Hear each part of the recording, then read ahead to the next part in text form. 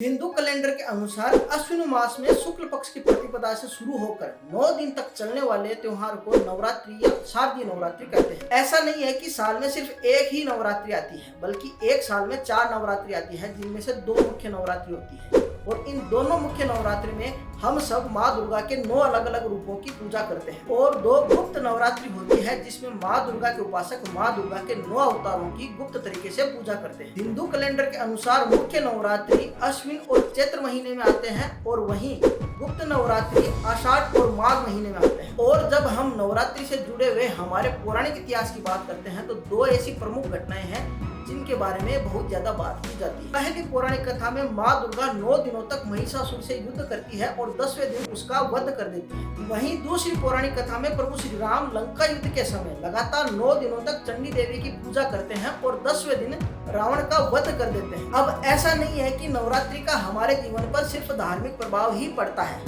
बल्कि अगर हम थोड़ा सा भी ध्यान से देखें तो हमें साल के इस समय मौसम और दिनों दोनों की स्थिति पर प्रभाव पड़ता दिखाई देगा। वहीं अगर हम हमारे शरीर की बात करें तो साल के इस समय हमें हमारे शरीर के भीतर और बाहर अनुकूल और प्रतिकूल दोनों तरह के प्रभाव देखने को मिलते हैं। तो चलिए यह जानने का प्रयास करते हैं कि नवरात्रि के समय प्रकृति में ऐसे कौन से बदलाव होते हैं जिसकी वजह से हमें हमारे शरीर और मौसम दोनों में बदलाव देखने को मिलते हैं।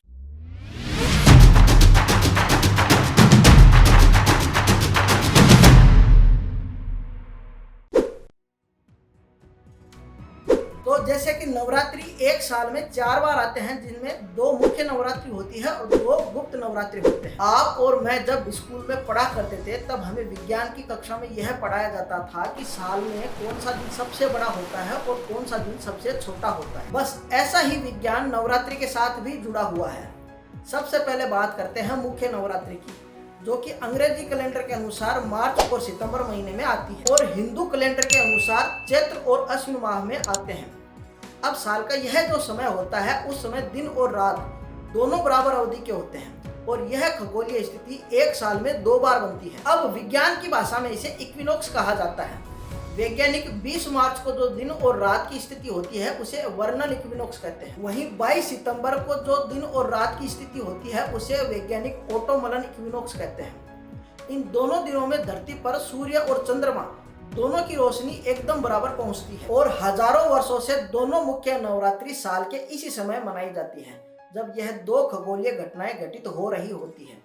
अब अगर मैं इसको और आसान भाषा में समझाऊं तो चैत्र या वसंत के समय जो नवरात्रि आती है उस समय गर्मी की शुरुआत होती है और जो अश्विन या शारदीय नवरात्रि होते हैं उस समय ठंड की शुरुआत होती है। अब बात करते हैं गुप्त नवरात्रि, जो कि अंग्रेजी कैलेंडर के अनुसार जून और दिसंबर महीने में आती है। अगर हम हिंदू कैलेंडर की बात करें तो गुप्त नवरात्रि आषाढ़ और माघ महीने में आती है। अब साल का यह जो समय होता है उस समय दिन और रात दोनों छोटे बड़े होने लगते हैं। अब विज्ञान की भाषा में इस खगोलीय घटना को साल्स्टिस कहा जाता है। साल में 21 जून का जो दिन होता है उस दिन वर्ष का सबसे लंबा दिन और सबसे छोटी रात होती है।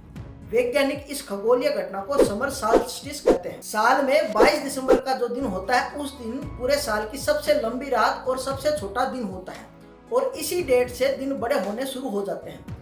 वैज्ञानिकों की भाषा में इस दिन को विंटर सॉल्स्टिस कहा जाता है। अब साल के दोनों समय घटने वाली इन दोनों महत्वपूर्ण घटनाओं के आसपास ही गुप्त नवरात्रि आते हैं।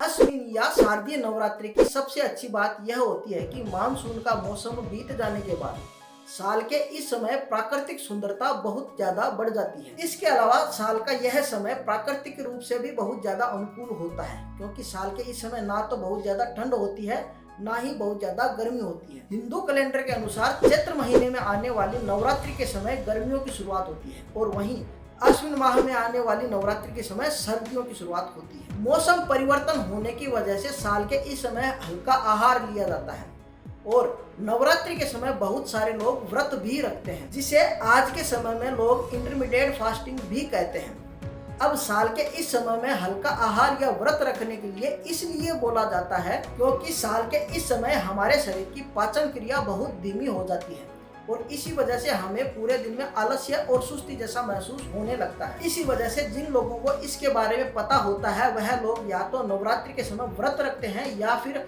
हल्का भोजन करते हैं। और ऐसा करने की वजह से जो लोग पहले से व्रत रखते हैं या फिर हल्का भोजन करते हैं उन लोगों की पाचन क्रिया पहले से बेहतर हो जाती है। तो कुछ इस प्रकार नवरात्रि के समय हमें हमारे दैनिक जीवन और प्रकृति में होने वाले कुछ महत्वपूर्ण बदलाव देखने को मिलते हैं, जिनके बारे में हमें आज से पहले पता नहीं था। आज के वीडियो में दी गई जानकारी अगर आपको पसंद आती है तो इसे अपने परिवार और दोस्तों के साथ शेयर जरूर करें।